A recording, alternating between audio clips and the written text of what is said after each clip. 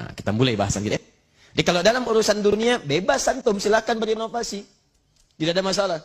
Mic misalnya, yang tadinya pakai kabel, sekarang tidak menggunakan kabel. Boleh. Ya. Apalagi ini sekarang besar, besok bisa jadi kecil. Ada yang nempel di telinga, ada yang macam-macam. Silahkan. Tidak ada masalah.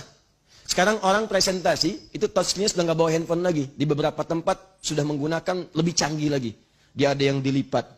Ya, dia ada yang seperti film. Yang dulu kita konika itu seperti itu, dia lebarkan seperti ini.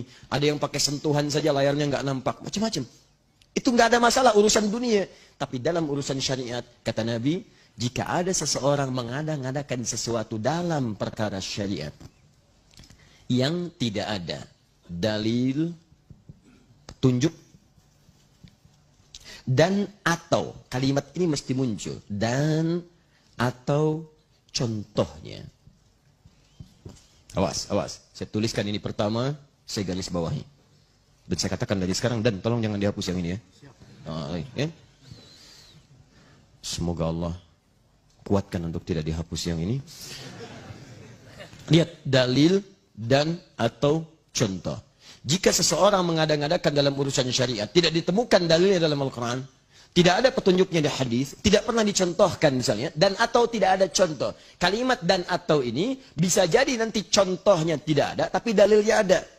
Maka ini punya hukum berbeda. Jangan sembarangan mengatakan kalimat nanti. Baik. Sekarang teruskan. Wa syarrul umuri muhdatsatuha. Awas, wa kullu bid'atin dhalalah. Muncullah kalimat bid'ah. Maka orang-orang yang mengadakan sesuatu dalam syariat, tidak ada dalil, petunjuk, dan atau contoh, maka Nabi menyebut langsung perkara itu, masalah itu dengan kalimat yang singkat, bid'ah. Ini, bid'atun. Wa kullu bid'atin dhalalah.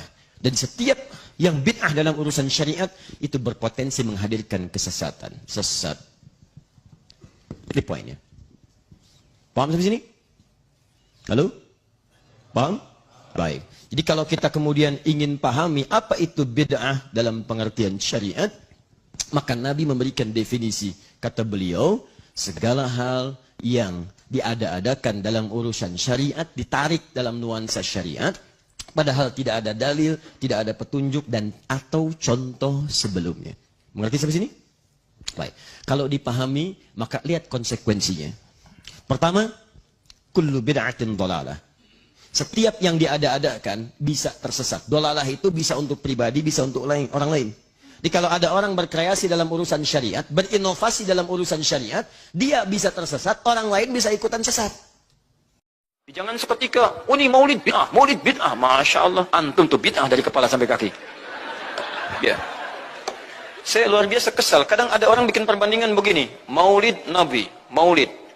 Zaman Nabi tidak ada coret, zaman sahabat tidak ada coret, zaman tabi'in tidak ada coret, zaman ini ada, lalu diserupakan, yang ikut-ikut ke sini. Antum kalau mengamalkan hukum seperti ini fatal. Zakat pakai beras, zaman Nabi coret, zaman sahabat coret, ya, zaman tabi'in coret, zaman ulama coret, zaman antum ada bid'ah antum.